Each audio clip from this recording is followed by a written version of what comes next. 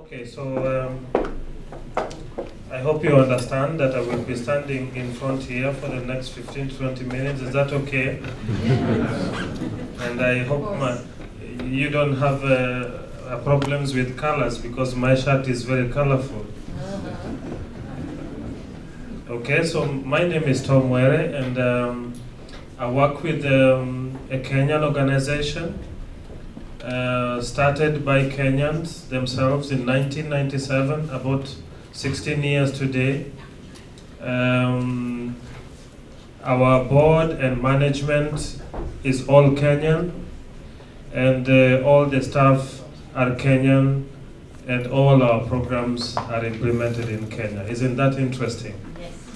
So that sounds like the type of organizations you work with in Kenya. They are started by the local people, they are supported by the local people, they are led by the local people, and they seek to change the lives of the local people. And that's what KCDF is. And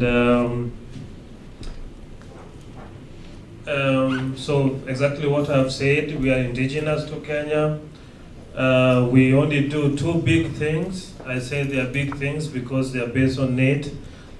We do what we call capacity development, which basically means strengthening the local community organizations in Kenya, making them stronger than what we think they are, so that they are able to do a lot more for their communities.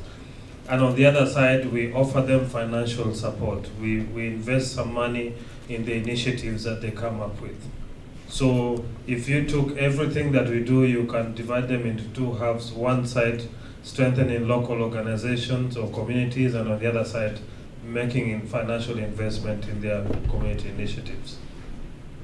And our mission is a very long one, but basically what we are saying in short is that we want to be able to do local resource mobilization, and we want to work with the communities through grants and capacity development so that we improve their status. There is a word there which is endowment, and I'm going to talk to you about it later on. And of course, we share a lot of values. We talk about respecting the rights and the dignity of people. We believe that they have a right to certain things. We believe in integrity, so we don't believe in opaque organizations, but we believe in organizations that you can see through. You can tell what you are doing. You can trust us to do what we are doing, and we don't mind if the lights are on and we are doing our business.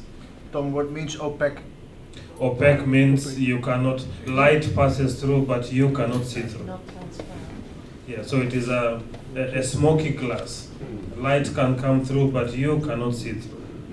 And there are many institutions like that. We also believe in social justice. Social justice basically means this belief that every human being has a right to certain basic things, to exist, to form coalitions, to speak their mind, to access their food, to have good shelter. All those things together speak to those two words, social justice. And of course, we believe in equity. We think that we will never ever on this world or on this earth as we live to achieve what we call equality. It will never ever happen. But we think that we can improve the situation of both ends, that therefore achieve equity. So that your own efforts, the level of your efforts is able to improve your life without you having to say, I want to be equal with Tom, and maybe Tom works 18 hours a day and you only work 2 hours a day. Okay? And then we also believe in working with others. We actually think we can never achieve everything we want to achieve on our own. So we must form partnerships, we must collaborate, we must share thoughts, we must learn from others, and that's why we believe in working with others. And of course, learning and innovation is very important. All of you here represent several dozens of initiatives that are doing something in Kenya. And I wonder how many times you take 1 hour in a year and just ask each other, all of you sitting in one place, what was your experience this year? What can I learn from you? Maybe my obstacles are your greatest areas of success. How can I break those barriers by learning from you? And we think as an organization we are still young, and so we must constantly open up ourselves to new things, to learn from others, and not to believe that we know everything and we are the best. Because we will never be the best. We will always be a good organization that is able to achieve the things it wants to do. So the people we work with largely are children, and these are relevant to you, young people. We have a big population bulge of young people. I think the whole population of Kenya, other than children, is probably for youth is about 40%. And another approximately about 35% are children. So we have a population that only about 25% are people aged between 35 plus 1 day to the eldest person. And that's a very important issue of concern. But we also focus on those who are vulnerable, the ones who live in very remote areas, the ones who live in difficult conditions, the ones who have disabilities of different forms, and that's why we call them vulnerable. And a little bit unfairly, we put our women there, but we choose not to do that as KCDF. But we put our women under the vulnerable because of the issues of culture and services. Services are limited and the culture is a little bit restricting. And both in urban and rural areas. So you can see what we do with children. We focus on issues of health. We integrate them in our program, education of course, and to make sure no matter what the condition of the child is, they are able to access at least 1 meal a day away from home. It doesn't look like a Dutch lunch or dinner table, but it makes a big difference for children from very far distances to come to a place, and during the day they get a simple meal that probably they will not have one when they go back at home. Okay? And that's very important for their development. Young people, again, you can see, if you come to Nairobi in the last few months, you will find these beautiful sitting areas around the parks and along the roads. There are now many of them which have actually been beautified by young people. And they are partnering with the local authorities through funding from us to be able to do this, to make our city more beautiful and to make those seats interesting to sit in. Actually today, if you go to Nairobi, you'll find more people sitting on those seats than before. We always just used to pass them. But here in the Netherlands, it's very common for people to buy their sandwich and they are hungry and they're looking at a place they can sit down, and you'll find somebody sitting down and enjoying their lunch, and then they walk away. In Kenya, they were rained on, they were dusty, they were dirty, they had everything, and until programs like this supported by young people in Kenya got involved and they made them attractive for people to use them. And this is a leadership meeting. Young people are discussing what their role in national development can be, and taking leadership in the thinking and asking themselves, what can we do?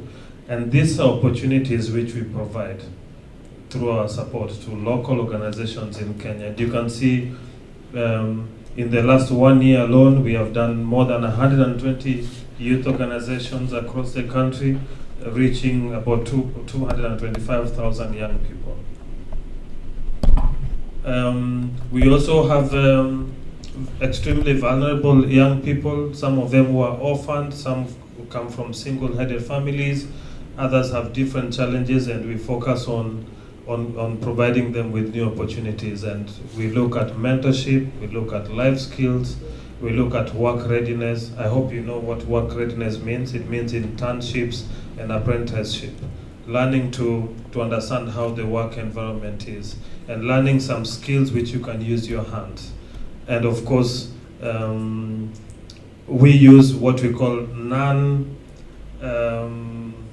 the typical academic models where you have to go to a classroom and listen to a lecture. We actually use what we call community schools. They come in the evening, sometimes in a little church hall or in a little community hall, and they go through some learning and they learn some skills, particularly language, being able to read and write and being able to interpret some things. We also have, this is one of our programs which targets extremely vulnerable girls and also boys. And you can see the integration, education, mentorship. Each of the girls on this program have one mentor, and we have hundreds of them. We have more than 600 of them now, and they have one mentor each. And then they also receive ICT training. So we prepare them for the future that they need to have. And we work across the country with more than 24 community organizations. If I mention the names, I will actually find that some of them are working with you. And that's the other area of interest. On the one side, you have a farming community. We support food security, and you noted that this is an important area for the Dutch government. You must have seen in the news and the last few months, actually the last 1.5 years or so, Kenya was going through one of the greatest drought we have ever had. In 2011, we had a very bad drought, which was followed immediately in quick succession with what you call flash floods. And then after that, so we have had challenges. So food security is an important part for us, but also women and young people being able to do something different to earn their money. And so we actually think that it is important, whether you're in urban or you're in rural areas, to have an alternative source of your livelihoods. And the other important thing that we do, you can see that from that picture, on a regular basis, we bring all the organization representatives that we work with, and we give them new skills and new information on things they can be able to do, particularly on the areas of building community assets. And we at KCDF do not believe that community assets are about classrooms, hospitals, health centers, bridges.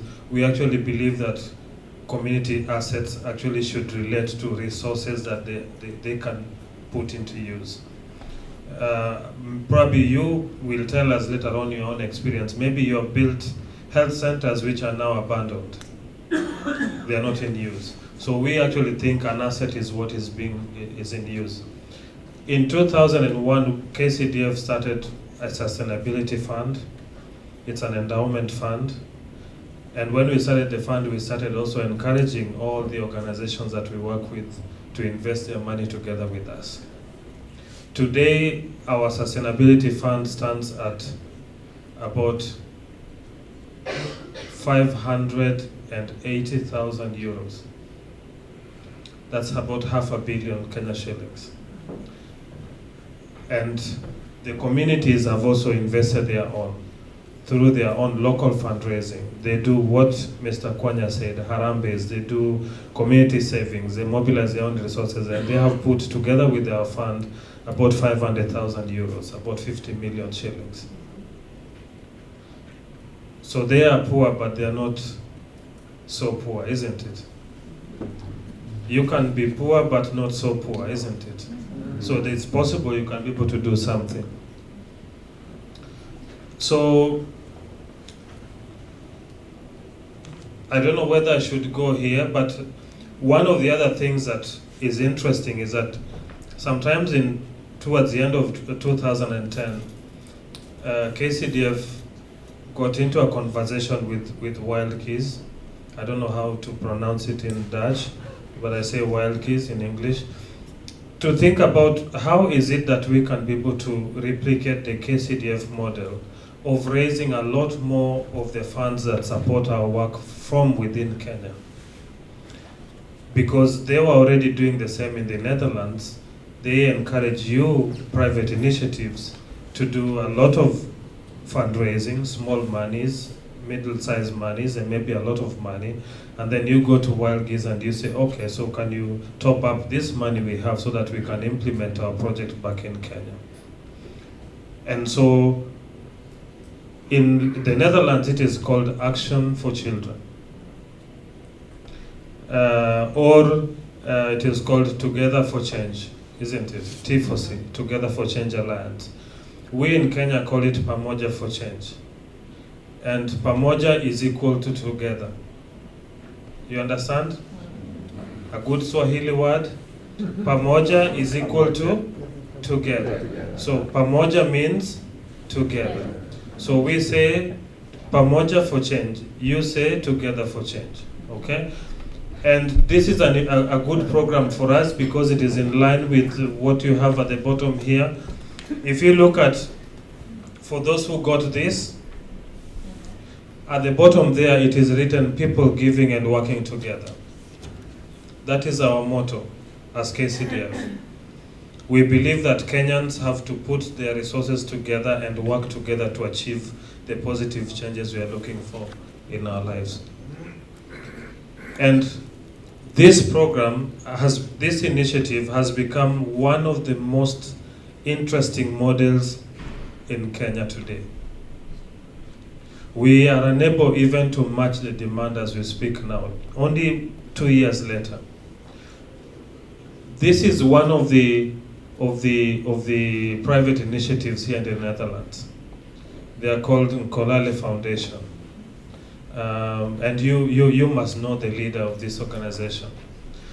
When I met him at the beginning of last year, or towards the end of 2011, he had been introduced to us by Wildkeys, and they said, maybe you need to talk to KCDF in Kenya. Initially, he raised all the money here and came to Wildkeys and got a match, and then he came to Masai Mara, just outside the gate of Masai Mara, and worked with the local community. But in the last 1 year, we told him, wait a minute, we are going to make the local community also contribute to those initiatives. And you can see what they did. They decided that because we wanted to build a feeder school, we are going to raise some money from ourselves, and then we will go to KCDF and get that money matched. And our Dutch sponsor will also do the same in the Netherlands. So if you do accounting, 100 influential people raise 3,000 shillings each. 3,000 shillings each is only 30 euros. So times 100, they raise how much? They raise 300,000 shillings, they raise 30,000 euros. From 100 men. 3,000 euros from 100 men, okay? And then the women also said, we are challenged and we are also going to do our part because we also have something to give. And they committed 2,000 shillings each because women also own some livestock, they own some chicken, they own something they can be able to give. And they raised 1,000 euros. And then the young people who don't have employment also did something and they raised 70 euros. 700 euros, 700 euros. So together they raised how much money?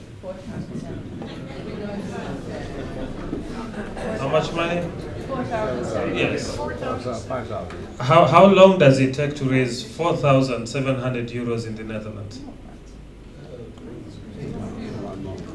It depends. It depends largely on your influence, isn't it? And your experience, and how big your village is, and how many friends who you have made who trust you, isn't it? Sometimes this is all you raise in one whole year, isn't it? And it came from the community, so it basically means if the community raised 4,700, and you did 4,700, and you got 2,350 from Wildkeys. So our project is as big as how much money? 11,000 euros, almost, isn't it?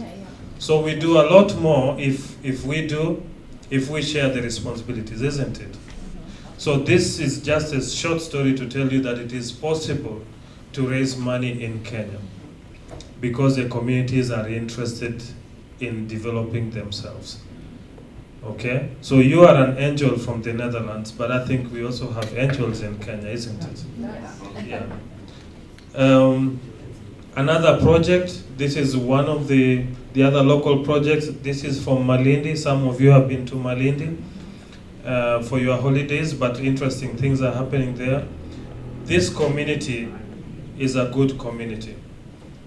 They decided that the town is so small, there are very few places for children to play, and they decided they are going to raise money from the local community to develop a children's playing ground. And you can see the opportunities that you enjoy here in the Netherlands that we don't have. They are privileges in Kenya. And so you can be able to see that communities are interested in raising money. And they raise up to 6.5 million shillings every year during the month of Ramadan, during the fasting month of the Muslims. This is another part of Kenya. Those who are familiar with Kisumu, the southwestern parts of Kenya, this is a community initiative. You can see others are donating a goat. The children are entertaining. You have people there who have come to raise money. You have a fundraising going on there. And they raise money to be able to build these classrooms. Initially, the children were learning under the tree. Now they have classrooms. That was before it was completed. This is partially completed, and we expect that the learning should be able to improve. So this is another vote of confidence to actually say that it is possible for the communities in Kenya to raise some money of their own. Now, I'm going back to KCDF. We as a grant maker have a process that we use. And I'm explaining this because I know some of you are going to encourage your partners in Kenya to be able to come to KCDF and see whether there's an opportunity for them to get some help. Okay? So I'm starting with one line, which is a grant making. To get a grant from KCDF, we design specific responses. So we set a fund and we say, this fund, for example, is going to support early childhood education, as an example. And when we do that, then we do a public announcement, both on newspapers, radio, and we also share with other NGOs in Kenya. And we ask them, do you know a community that is able to use this opportunity to address their issues that relate to children? So they send us a proposal. We give them about a month. And once that comes in, then we look at all of them. The highest ever number of proposals we have ever received in one call was 6,723. On average, we receive between 400 to 700 applications whenever we do a public call. So we do a review, and then after doing the initial review, we come up with a short list, and then we have a team within KCDF of about 11 people who the person proposing these proposals has to present. And I know you do all this. You receive a concept, you read it, you think through it, you ask questions, and then you decide whether you want to fund it or not. At KCDF, we set up a panel, and one person presents each proposal at a time, and the ones we tell them we think that is good, it can go forward, then they pass them.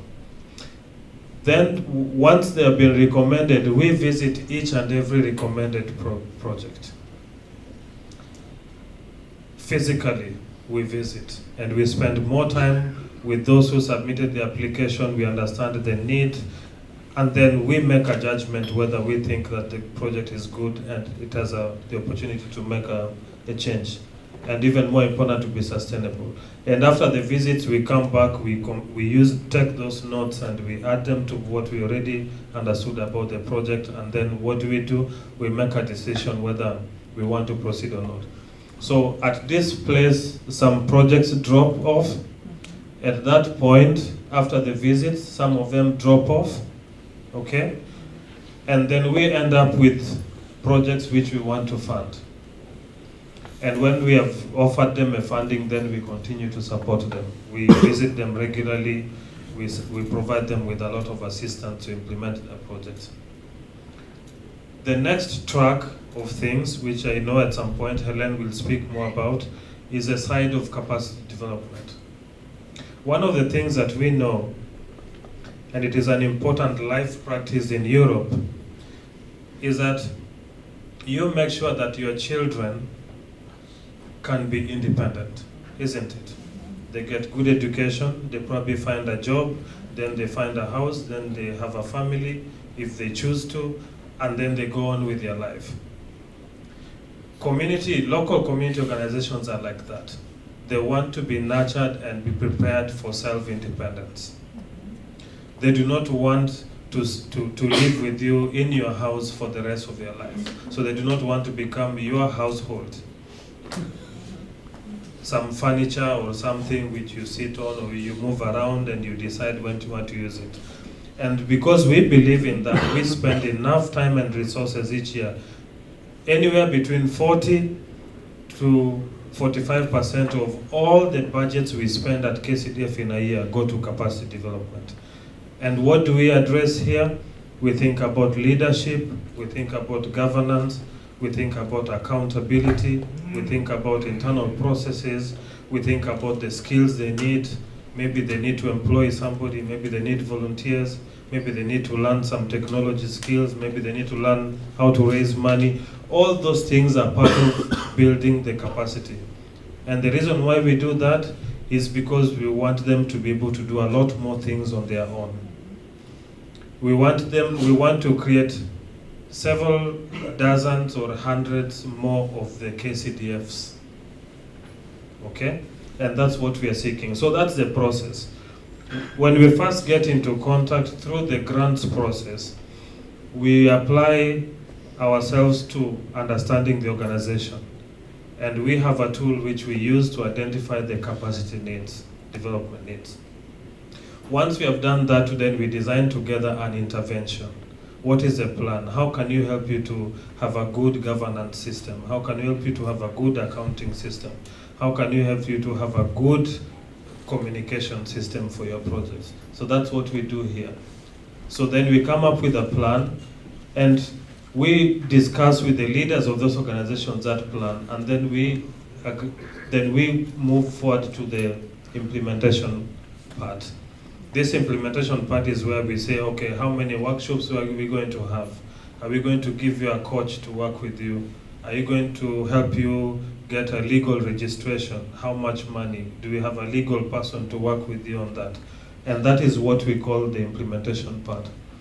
And occasionally, periodically, we sit together and just compare notes and check, how are you doing? Is it effective? Is it bearing fruits? Does it work for you? And then we visit them also on a regular basis to see how they progress. Okay? But this is a very summarized way of looking at it. A lot of things happen between those arrows. Constant feedback and discussions, and some money goes in, and some products come out in the process. So the way in which we operate, this is the last slide, it captures the spirit of what we expect to realize. We are more concerned as an organization, not so much about how many classrooms, not so much about how many health centers, not so much about how many of this or the other. We are more concerned about how many local organizations are able to run their business. So we are more concerned about strengthening local institutions and not so much about the classrooms. Because when they are strong, they can build many more times the number of classrooms you have done with them. Isn't it? And that is what we aim at. The second thing is, we think that if the communities themselves own their challenges and take leadership for it, and they are constantly looking for solutions, and they are committed and they're energized around it, then you expect that to be sustainable. And let's just take a good example. Kenya is probably a very strong organization today because of the intervention of the Dutch government, isn't it? You don't believe it? You look doubtful. But the Dutch government, the Swedish government, the Israeli government, the American government, the Germans, and everyone else who has made a contribution to Kenya is seeking for Kenya to be able to stand on its own, isn't it? Yes. That's what I mean. Yes, yes. Okay? And if all of us do the same for all the community organizations that you're working with, you expect a more resilient country, isn't it? No wonder the media, the international media, had very little to say when it turned out that Kenya had a very peaceful and successful election, isn't it? But it took the effort since 2008 for you to encourage us to be peaceful, investment in civil society, working with government, and just making sure all the different wheels that needs to move are moving in the same direction. So that's why we are a strong and resilient country. And soon we are going to be a developed country, not middle income, but developed. That's our ambition, okay? So you achieve better results if the local organizations are strong, better organized, more effective. That's what you get. You get better results. You don't get collapsed projects. You don't get abandoned schools. You don't get stolen children's medication. You don't get all sorts of those problems because these guys are standing strong. The other thing you do is you model it on best practice. Okay? And the best practice is, if the problem is mine, please support me. Don't make it your problem. Okay? Work together with me so that we are able to achieve the good results.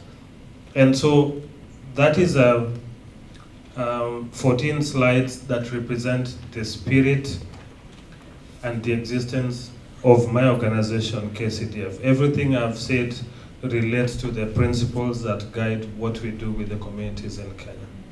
And I hope there was something new for you to learn from it. Thank you.